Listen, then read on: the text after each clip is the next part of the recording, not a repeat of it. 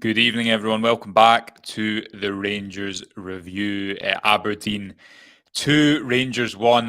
Another really difficult day for Rangers. And you've got to say, Chris Jack, who was there at Pittodrie, a day where the conversation turned further for Philippe Clement. Rangers fall 9 points behind Aberdeen and Celtic at the top of the table. If people want to watch or read the entirety of Clement's press conference, they can do so on the YouTube page that they're watching on after this, or on the website as well. Also a pretty, I'll call it, revealing interview to Sky Sports. Chris, Rangers now closer, I believe, to 8th place than 2nd. We always knew that a result was going to be significant tonight, but the manner of that defeat, despite the fact that Rangers did create chances, and that is true, but the manner of the defeat, the manner of the first half is what leads to the reaction that you're now seeing on social media after that game. We'll get to some comments where our reaction tonight will be relatively brief compared to the morning briefing in the morning. But you were at the game. Sum up how you saw that 90 minutes and how you saw Philippe Clement's comments after the game as well. I don't think a number of Rangers fans will follow his theory. I don't think they will accept his version of events. I don't think they will have the belief that he seems to have in this squad and in these players. And I think a number of them will now call for his tenure as Rangers manager to come to an end. I wrote in my instant analysis piece on the site, I never really believed that Rangers could be champions this season. I didn't think that the squad was there. I didn't think it was likely. We can forget all about that notion now. That's just not going to happen. Rangers have a real fight on their hands to finish second this season. They have given Aberdeen a 9-point head start. 10 games in, that looks like already a lot of ground to make up. Now, we spoke the other day there, as I wrote in a piece on the website, about we expect Aberdeen to, at some point, this run of form to tail off. We expect the numbers, if you like, to catch up with the reality. But while they continue to produce performances like that, while they continue to pick up results like that, you have to give them huge credit. They, certainly in an attacking sense, they were everything that Rangers were not tonight. No, they attacked with pace, They attacked with regularity, and in the big moments they had, even outside the penalty, they had players who could take those chances.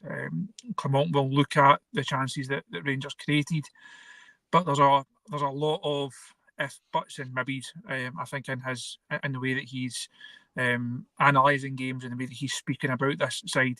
It's almost as if he expects his side to score a lot more goals than the Rangers fans do. You can't expect that Rangers side to convert every single chance that they create, because they just don't have the quality. We spoke about that pre-match, about Rangers having to have players to step up in those big moments. Bayrami did. Really good goal. Got Rangers back into it, and they couldn't kick on from there. And that sums up quite a lot of Clement's time as Rangers manager. Yeah, obviously loads to get into and loads of comments. Just so people know, we will get through the majority of those tomorrow. We'll do an extended briefing, myself, Johnny, and Derek as well. But let's speak about, Chris, the first half, the second half, and Clement's interviews as well, what he had to say after the game. Before we get into his press conference, Rangers scored an offside goal that was a break from the trend in a first half. It was one of the worst first halves in terms of Rangers' performance I thought I could remember watching. And Aberdeen missed the penalty. Aberdeen hit the post after they scored their opening goal. And it did feel like, I don't know what it felt like to you in the stadium, but certainly watching at home, it felt like for a 10-15 minute spell that second goal was an inevitability. Jamie McGrath's penalty is poor. Jack Butland also kind of calls his bluff a bit and makes that big stop. And while you can say that, yes, Rangers had territory in the second half and they did generate some moments, Cyril Dessers has that chance where he chooses not to shoot and he takes a touch where he absolutely should. There's really poor defending in the lead up to Aberdeen's second goal. I don't think if you're a neutral watching that game, you would think that the result should have been anything other than what it was. I think that's fair to say. I think if that McGrath penalty goes in, I think there's a real danger that the night quickly runs away from Rangers. You mentioned the one that hit the post. at that stage, I think if Aberdeen go 2-0 up, there's every chance that they just motor away and are really, really comfortable for the rest of the night. It says a lot about them that Rangers, I think they did start the second half better. The second half was certainly better than the first. But as you say, it's such a low bar to be comparing yourself with, to come out and say the second half was better. Well, you would hope so, because it couldn't really have been much worse. So Rangers were better after the break. They did look more threatening, but it comes down to, can you take those chances? And when you do take one, like I said, the Bairami one, can you then go and capitalise on it? Can you go and get the winner? Aberdeen regrouped, got themselves 5-10 minutes to get their breath back, and they finished it stronger. Defending for if the winner leaves a lot to be desired from a Rangers perspective, and obviously Morris is in the right place at the right time to score. And after that, you never really believed that Rangers were going to come back into it. Never really believed that Rangers had a late equaliser in them. And I think if they had done, it would have been really harsh on Aberdeen. Aberdeen thoroughly deserved to win that game tonight. Yeah, they did. We'll get to what Philippe. I want to get to what Philippe Clement said on Sky Sports, Chris, because I think there was some revealing comments in there. Because Michael Beale this time last year had lost 3 games of his opening 9 league matches, and Clement now, I believe it's 3 and 10. As I say, the Rangers are closer to 8. I think it's 8th position than they are second. That 9-point gap between Aberdeen and Celtic. And while for a few weeks there's been that, I guess the narrative of Rangers are fighting for second, and you don't really think of that as a possibility until you do look at a game like tonight and think. I think very realistically, although Aberdeen have overperformed certain numbers, you're hard placed to say that Rangers aren't the third best footballing team in the country at the moment. So we'll get into the overall optics of it as well today and tomorrow. But let's see what Philippe Clement had to say when he was asked about the fact that Rangers are 9 points behind in the Scottish Premiership in his press conference after the game. Can your team and you do that again, claw this gap back? Yes, of course, but we don't need to focus on the other teams. We don't have any control on how many points they take. It's about us making better performances, growing as a team. I think today was one of the better games until now of this season of the squad. You see players making steps and getting better, but we need still to grow, and we need to get better to have more consistency in our results. And all credit also to Aberdeen, what they are doing, like they showed also in Celtic Park. But you need also that piece of luck in these moments also with the offside, otherwise it's 2-2 and there's a totally different perception, like it was in Celtic Park after the 2-2. So I saw a lot of good things in the second half, where we had the domination, where we were creating the chances, where we were a lot of times in the box. But we need to work really hard on being more clinical in this last part of the field. Cutting him off just before your question, Chris, there, people can obviously go and watch the press conference in its totality. But I mean, what did you make sitting in that press conference after the game? What was the main points that Clement was trying to make? Was it more of the belief that Rangers were, I believe the phrase he used on TV was, a toenail away because of that offside goal? Was that the sentiment that he felt like this was another game where Rangers weren't clinical enough, and that, from his point of view, that was their undoing? As I said at the top of the show, I don't think the Rangers fans will buy what he's selling. I don't think they will see that interview and be one round. There's been, as we mentioned pre-match, as we mentioned this morning, he spoke about perception at the press conference the other day there, and clearly feels that the outside perception is different to the reality that he sees inside the club and inside his squad. The time to show that is when you have a big game like this. The time to prove that the manager's words are actually true is when you have a game like this. When you perform like that, you have another result like that. It becomes almost impossible for the fans to buy into it. I know there were a lot of questions about Clement's future after the defeat down at Kilmarnock.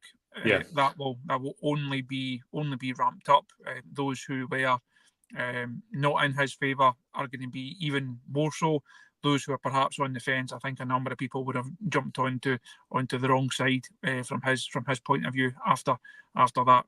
It feels like a long way back, not just for Rangers this season, but for Clement to try and win back the win back the support of the Rangers fans. Once you lose them, it's very, very difficult to try and address that. And I think we speak about credit in the bank, I think he's got very, very little left now. Yeah, the Sky Sports interview is worth a watch as well. You can read it word for word on the Rangers Review website. Clement was pushed on this topic in the interview of, look, you might say that if this had fallen one way or the other way, that Rangers would have got a result, but is that acceptable enough effectively? And he said the performance was better. I think this was one of our better performances until now this season with the new squad. All credit to Aberdeen, the way they played at home, the way they played at Celtic Park also. They're where they deserve to be, and we're working hard to make things better on our side. I think this was one of our better performances with several new players, and we need to build further on that. But of course, to take points is about reacting fast and to be ready for the semi-final. Later in the interview, he was asked about the pressure that he will come under as a consequence of this result. He said, it's not about me, it's about the club. It's about a big rebuild that was necessary. You saw the numbers yesterday that that's been brought outside what the rebuild was necessary for the club, also with cutting down the wages, making a younger squad because the squad was old. All these things, that was a decision made by everyone in the club, and everyone sticks behind that because it was the only way to stay healthy as a club and to stay sustainable. I don't think that our fans or any people want to go back to the situation of 12 years ago. As far as a 4-minute interview goes on TV after a match, Chris, that's only 2 bits I've read out. I don't know if you've managed to catch it yet, but even just from being in the press conference, it did feel like a night where, a lot was said, and Clement is kind of speaking in a fair amount of extremities there.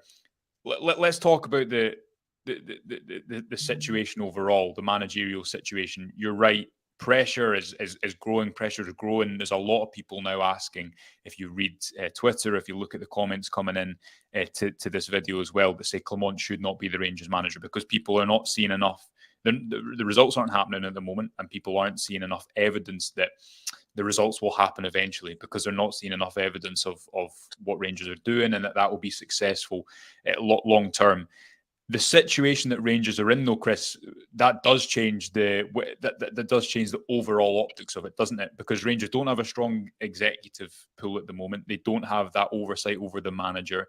And although that's made Clement's job more difficult in certain ways, and it's made them more difficult over the course of the last year, they also, as I keep coming back to, we've made this point repeatedly on the video in recent weeks, there is not a CEO in place. There is not a overarching sporting director or director of football who has that jurisdiction over the manager, which is something that has harmed Rangers in the past. And I guess all of that to say, as I finish this winding point and put it back to you to make it in a more concise manner, it feels like a very different discussion from an internal point of view compared to this time last year when Michael Beale lost his job after 9 games in the Scottish Premiership. But I put it to you, should that be the case, and should our fans seeing enough to merit the long-term project that Clement himself says he is committed to?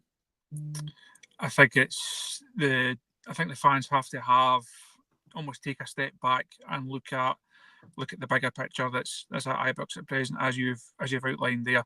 If this was 12 months ago or 12 months previous to that, when Giovanni van Bronckhorst was under pressure, I don't think the decision is a hard one at all.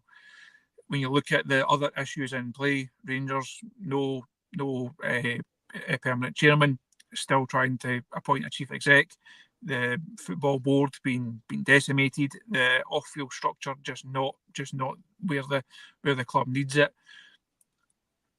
Does sacking a manager feed into solving those problems, or does it feed into adding another problem when there's already so many that actually require a bit of investment and right people? So I think it's not a case of be careful what you wish for. As I said earlier on, I think in the eyes of many Rangers fans, in the eyes of the majority of Rangers fans now, I think Philippe Clement is done as Rangers manager.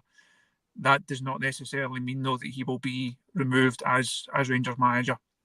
I think there's too many other issues in play at present. Rangers need to have the off-field structure sorted. They have to operate like a normal, fully functioning big football club behind the scenes once again, and then you almost go back to the drawing board. They always say that the football manager is the most important man at any club. At Rangers, that is still the case. But while he doesn't have, or while there is not that structure above the manager, it's sticking plaster type stuff. There are so many issues. Clement is clearly a big issue, but arguably he is not the biggest issue that Rangers have to solve. And if you're going to go through them in order of priority, it's still boardroom and then dressing room. As harsh as or as unpalatable as that may sound to the fans that actually get their head round about, I think if we take a step back and look at where the club is, where the club's heading, yes, removing Clement on Friday morning may get Rangers over the line in the League Cup. They may be in a better place on the pitch, but for how long? Spoke often enough about this rinse and repeat cycle. That cycle is not going to be ended by an interim executive board, an interim chairman, sacking a manager and appointing one before all those other issues are actually addressed. Yeah, but that's the issue, and that's where the anger comes from, completely justifiably, because Rangers should not be in a position where they've had such executive turmoil, and thereby a manager has, in a way, an extended job security because of all the situations you've outlined. Now, you've no doubt that Clement came into a situation and a job that was maybe slightly different from the one anticipated. He's spoken about that himself. No doubt that the club's financial situation made the summer window really difficult, and no doubt about that as well. But any club, Chris, that does not have that succession plan for a manager, whether they're going on to better things or whether they're not leading the club to better things, either one of those eventualities, you're asking for trouble, because you can get into a situation where, as you say, sacking a manager not only isn't the only issue, but who would make that decision? You're in the stages of trying to appoint a CEO and a chairman, so there is this executive upheaval that has existed for the last number of months at Rangers. But I guess that the final point I'll put to you is, because I know you've got a long drive ahead to you, is that can't come at the expense of a football project that does not move forward. And from Clement's point of view, he believes that it is. He highlighted individual performances after the game. He believes that small margins are going against his team. But at the moment, if you were to take a temperature test, and we're looking at this as journalists covering it, if you were to take a temperature test of people that are watching the game, fans that are going to the game, what percentage of those fans are seeing the evidence of that sporting project moving forward, of that football project and moving forward a sufficient dial? I don't know, and that's the difficult situation that Rangers find themselves in at the moment, because yes, they need to think long term. The only way they're going to get out of this is by long term thinking, but you always need the short term buy-in for a long term project, and you always need the short term results. And at the moment, Rangers, as evidenced again tonight in Aberdeen, they're simply not getting them. No, I think that's the biggest, or one of the main things that's going against Clement. It's fine saying we are building for the future, we are looking forward to tomorrow. The fans need to see something in the here and now. You cannot just keep saying we will be better next week, next month, next season. That doesn't wash at Rangers. That just doesn't fly. If the fans were, if there's something in terms of the performances and a style of play, and even in terms of the signings, if there was just more in every single area of the football department and the football operation, if there was something that the fans could really get behind and almost have that as the glimmer of hope, I think they would do. But results and performances speak for themselves. And as we touched on it earlier on, the job that has been done here at Pittodrie in front of me, that makes Clement's task all the more difficult. You're not just behind a Celtic side who have a bigger wage budget or who have better players or who have an established manager. You're behind a guy who 6 months ago, before his name was touted for the Aberdeen job, nobody'd ever heard of. Most of the players that were signed in the summer, don't know about you, I'd never heard of them either. And Jimmy Tellin has come in here, not undertaking the same size of rebuild. Now, you have to have that context. But he's come in here, he's adjusted to Scottish football. He's lost his best player. He's brought in half a dozen players, and they're 9 points ahead of Rangers. And when you add that into everything else that's going on, that's why there is as many questions for Philippe Clement. And I don't think he has the answers to them. Yes, okay, all right, we'll leave it there. I know lots of people watching, so do please hit subscribe if you are not a subscriber to the Rangers Review YouTube channel. Myself, Johnny and Derek on in the morning, so expect a lot of hot takes from those two, but we'll have a bit of a longer discussion, get through more comments. I'm conscious we didn't do that tonight, so apologies, but just trying to get a brief bit of reaction before Chris gets down the road. Chris, I hope you have a podcast or something to listen to that is not about Rangers as you make it back to the Central Belt. But thank you for joining me. Thanks to everyone for joining us tonight on the Rangers Review after another disappointing night for Philippe Clement's Rangers in the Scottish Premiership, who are 9 points behind Aberdeen and Celtic, with 3 games to go until the next international break and lots of questions to answer. We will see you at 9:30 in the morning. Until then, thank you for watching and speak to you soon. Bye for now.